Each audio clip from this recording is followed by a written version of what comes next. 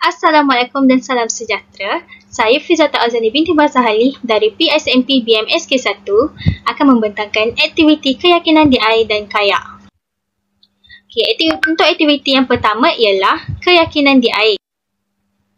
Definisinya ialah keyakinan di air ialah aktiviti yang perlu dipelajari sebelum peserta dibenarkan memasuki kawasan laut, tasik dan sebagainya. Contoh aktiviti di air ialah kayak, diving, snorkeling dan banyak lagi. Aktiviti ini sangat penting supaya tidak berasa panik dan tahu cara-cara untuk mengapungkan diri. Tujuan aktiviti keyakinan di air ini ialah yang pertama, meningkatkan keyakinan diri peserta ketika berada di dalam air. Yang kedua, mengetahui cara-cara bernafas semasa di dalam air. Yang ketiga, mendedahkan kepada peserta mengenai teknik menyelamat di air jika berlaku kecemasan. Dan yang keempat ialah membangun kemahiran akuatik asas tanpa bantuan jurulatih dan orang sekeliling. Peralatan asas untuk aktiviti di air ialah ada 3. Yang pertama, buoyancy aid, iaitu alat yang dapat membantu pergerakan adalah satu bentuk yang khusus peranti pengampungan peribadi yang biasa digunakan oleh pemain kayak dan lain-lain. Peralatan yang kedua ialah rescue ring, iaitu dia sebenarnya macam pelampung. Rescue ring ini merupakan alat pelampung yang berfungsi untuk mengapungkan seseorang individu. Rescue ring digunakan pada waktu kecemasan. Peralatan yang ketiga ialah bot penyelamat. Bot penyelamat merupakan kenderaan yang bergerak di atas air. Bot penyelamat biasanya digunakan oleh anggota penyelamat untuk menyelamatkan orang yang lemas dan sebagainya. Seterusnya kita akan pergi kepada teknik atau cara apungan di air. Kita dapat 3 teknik dia. Yang pertama, backstar float. Yang kedua, teknik apungan cendawan iaitu mushroom float. Dan yang ketiga, teknik apungan water trading. Kita pergi kepada teknik yang pertama iaitu backstar float.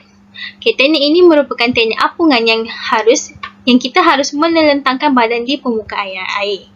Yang kedua, setelah itu kaki dibuka berbentuk V dan tangan pula dibuka berbentuk T untuk membentuk bintang. Kedudukan badan haruslah selari dengan permukaan air. Muka haruslah memandang ke langit dan perut diangkat ke atas. Setelah itu, tenangkan fikiran dan kawal pernafasan. Ini contoh yang telah saya tunjukkan. Dalam gambar ni kita boleh tengok tangan dia dibuka dan kaki dia pun dibuka membentukkan bintang. Mari kita tengok video ni bagaimana dia melakukan backstar float ni. You can also make little movements with your hands and legs. To float on your back, spread your arms and legs, raise your pelvis and keep your head straight. Over to you. Yang kedua, kita pergi kepada teknik apungan cendawan ataupun mushroom float. Dalam teknik ini, semasa melakukan teknik ini, kaki hendaklah membengkok sehingga paras dada sambil tangan memeluk kedua belah kaki. Kepala ditundukkan sehingga badan kelihatan seperti bola. Jangan bergerak dan anda akan terapung. Teknik ini agak susah dipelajari oleh individu yang baru belajar berenang kerana teknik ini memerlukan kapasiti paru-paru yang tinggi supaya dapat menahan nafas di dalam air dengan lebih lama. Kalau kita tengok gambar ni, kita nampakkan macam mana diorang buat tu. Kaki kena peluk, kena ke aras dada, tangan kena peluk kedua-dua belah kaki tu. Mari kita lihat video untuk menerangkan lebih lanjut bagaimana kita menggunakan teknik apungan cendawan.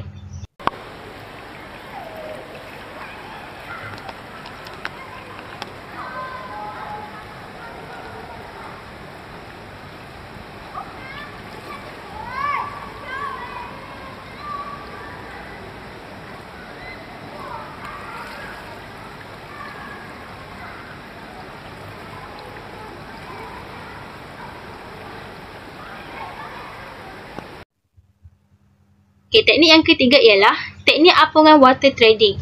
Apungan water trading merupakan satu aspek renang yang memerlukan peranan berada dalam kedudukan tegak di dalam air dengan kedalaman air yang tidak dapat dipijak dengan kaki dalam jangka masa tertentu. Seterusnya, kedudukan kepala berada di atas permukaan air. Dengan ini, mereka boleh berkomunikasi dengan sesiapa sewaktu melakukan aktiviti tersebut. Perkara ini wajib dikuasai oleh seorang perenang.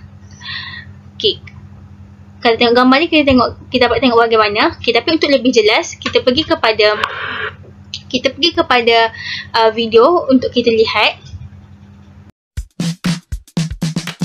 Treading water is a non-mobile swimming motion that is designed to keep your head above the surface of the water.